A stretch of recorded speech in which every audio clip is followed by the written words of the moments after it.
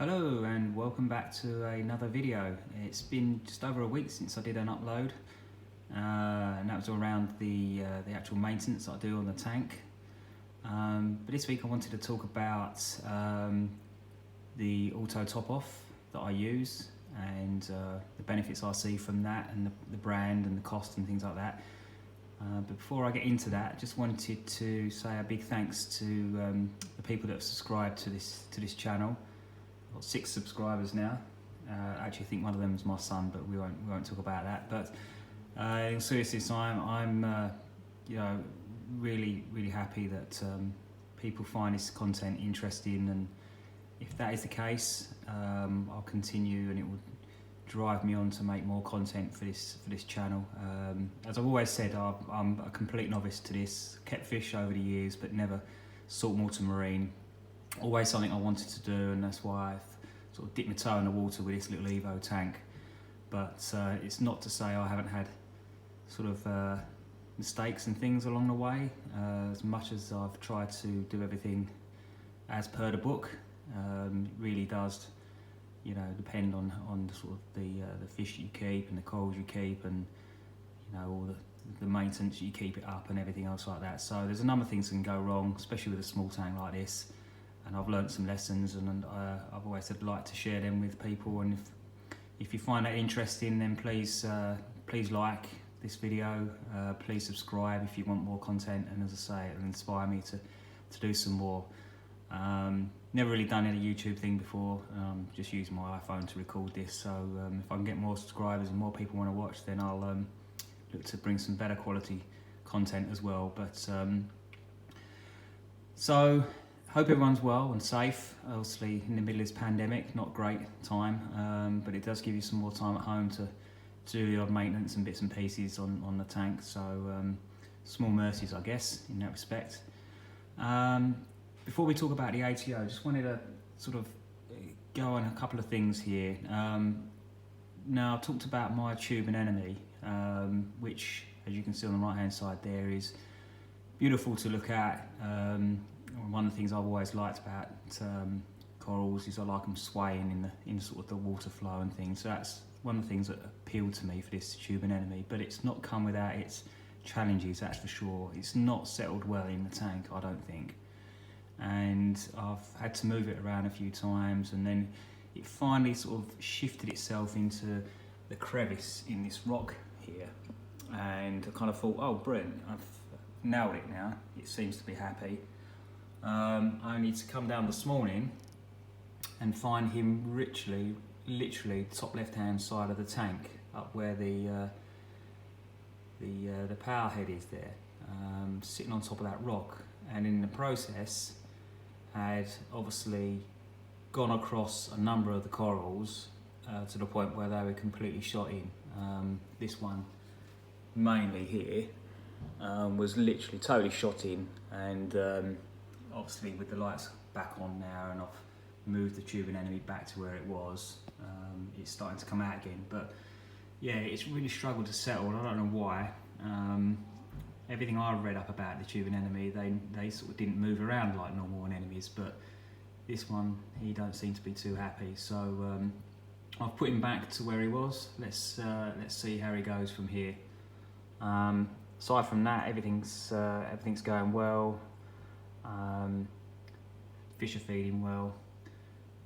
Yeah, and everything's looking good. So let's talk about the ATO. So I purchased this H2Ocean compact ATO from my local fish store. Retails around 35 or so pounds. Now there is another model which I don't believe is. I think they've been discontinued, to the side I was told anyway, and that was probably at least £60, so near on double the price. As I say, I'll pay 35, I think, for this.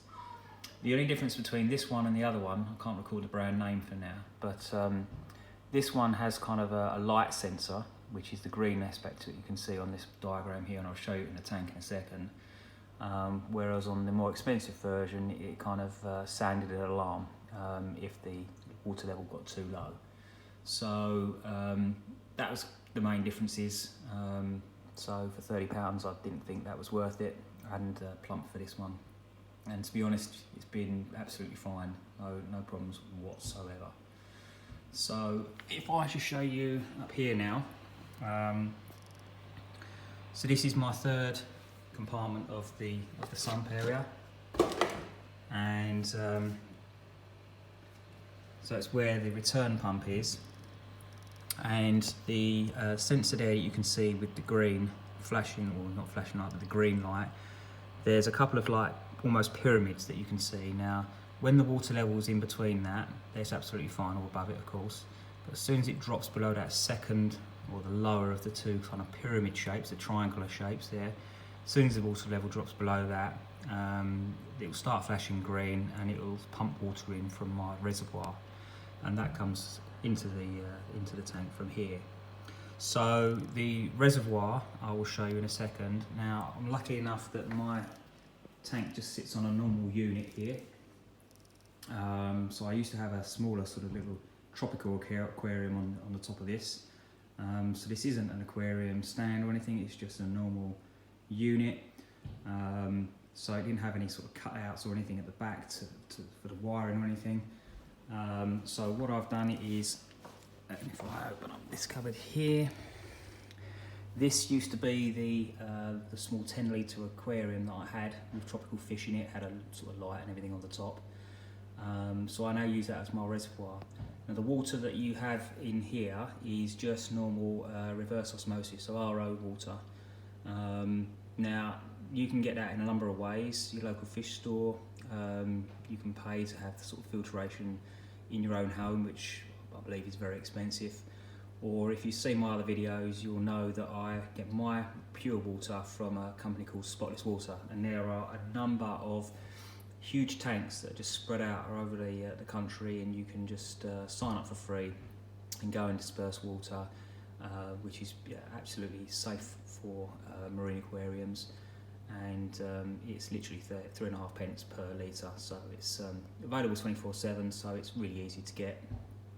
Just buy yourself a 25-litre jerry can and go and fill up as and when. So that's what I use in my reservoir here, and what you can see is just a very small little return pump, and that pumps the water up here, and you can just about see at the very back there, I've kind of drilled a hole at the back of this unit, and that's where the wires and the tube in there goes, and then up into the back of the tank there. And so the main reason I got this is, as you can see, I upgraded the light to the Prime HD, 16 HD, and as a result of that, I had to obviously lose the lid, which reduced the evaporation certainly when I had that stock lid. But having upgraded to this light and then put the DD guard, the mesh guard here on, obviously the evaporation went through the roof. So I was finding I was having to top up virtually every day, I found, and I've watched other videos where some people say it's not that often, and others say it's every day. Now I found it every day. I don't know whether it's quite warm in my house. I've got quite sort of open doors here, so quite a lot of light, sunlight coming in, so maybe that was part of the factor as well. But anyway, this was a nice little addition to the tank for not a lot of money, and it just saves aggravation really and worry, particularly if I'm working late or away for the weekend or anything. I haven't got to worry necessarily about the levels dropping too low. So that's the ATO. As I say, done a great little job for me, nice little addition to the tank, one less thing to sort of worry about. And yeah, so given the situation we're in at the moment, not too much to update within the tank. Obviously not going out to the store as I would have been, so I haven't purchased any new corals or anything yet, but we are coming towards a sort of 6-monthly update, so I will do a full update and a full review and the pros and cons of the little Evo tank, in case anyone out there is thinking of purchasing one. I'll certainly give you my overall frank opinion of what I think of this tank, given that I've obviously upgraded a fair amount on it and spec'd it up a bit, but I'll also do another future video if people are interested in just showing sort of the cost elements and how much I've spent on getting the tank to where it is today. And it's nowhere near the sort of finished article, but Obviously, like I say, with shops and things being closed and you can't really get anything online at the moment, I'm just kind of allowing things just to stabilise and settle and carry on as they are until such time that we get over this horrific disease that's sort of plaguing the country right now.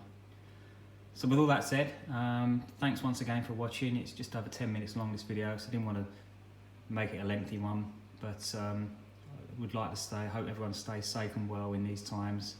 And if you're finding this content of interest, as I say, please stick a like on this and any of the other videos I've done, and please subscribe, and I'll, as always, answer any questions anyone has, and would love to keep on producing the content for as long as people want to see it. So stay safe, see you in the next video, take care everyone, thanks a lot, bye bye.